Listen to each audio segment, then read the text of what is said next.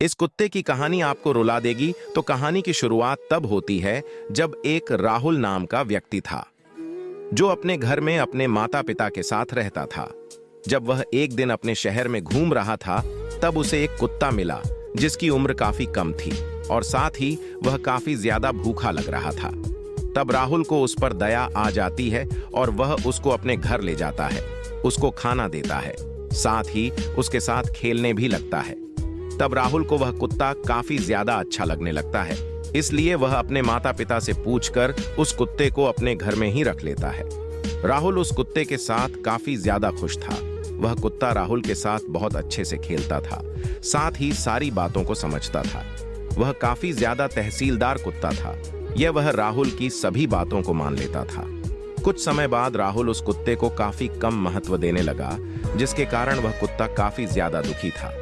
और एक दिन शायद राहुल को लगा कि वह अब उस कुत्ते का ध्यान नहीं रख पाएगा, या फिर उस कुत्ते पर राहुल की रुचि खत्म होने लगी थी। इसलिए उस राहुल ने एक दिन जब वह कुत्ता सो रहा था तब उस कुत्ते को अचानक ही वह कुत्तों की दुकान में छोड़कर आ जाता है। कुछ समय बाद एक रवि नाम का व्यक्ति कुत्ते के दुकान में जाता है और उसी कुत्ते को खरीदता है जिसको राहुल ने छोड़ दिया था। अब रवि उस कुत्ते को घर ले आता है, साथ ही उसका काफी अच्छे से ध्यान भी रखने लगता है। कुछ समय बाद वो कुत्ता अपने नए मालिक के साथ काफी ज्यादा मिलजुल जाता है। अब कुत्ता काफी ज्यादा खुश रहने लगता है। लेकिन एक दिन जब रवि सो रहा था तब अचानक उसकी नींद खुल जाती है और वह पानी पीने के लिए अपने कमरे से बाहर निकलता है। तब वह देखता है कि उसका कुत्ता सोया नहीं है, बल्कि रवि के कमरे को झांक रहा है। रवि को उस कुत्ते का यह स्वभाव काफी ज्यादा हैरान कर देता है, लेकिन वह पानी पीकर चुपचाप सो जाता है।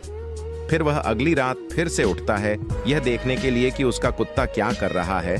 तब वह फिर से यही देखता है कि कुत्ता उसके कमरे को झांक रहा होता है। रवि अपने कुत्ते की इस स्वभाव के साथ काफी ज्यादा परेशान हो चुका था।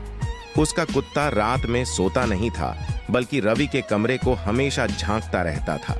तब रवि वापस से उस दुकान पर गया और उस दुकान वाले से उसने अपने कुत्ते के बारे में पूछा।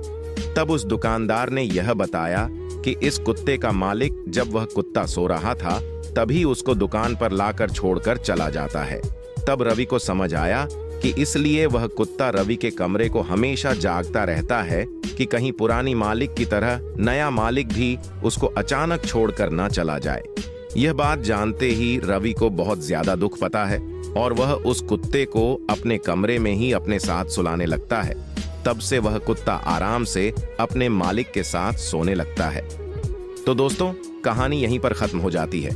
आपको यह कहानी कैसी लगी? एक बार आप लोगों को बतानी थी कि जानवरों के अंदर भी इमोशंस होते हैं। अब यार मुझे इमोशंस का हिंदी मतलब नहीं याद आ रहा था। तो दोस्तों, अगर आपके पास भी कुत्ता है या फिर कोई भी जानवर है तो उसका अच्छे तरीके से ध्यान रखिए और अंत तक उसको अपने साथ रखिए।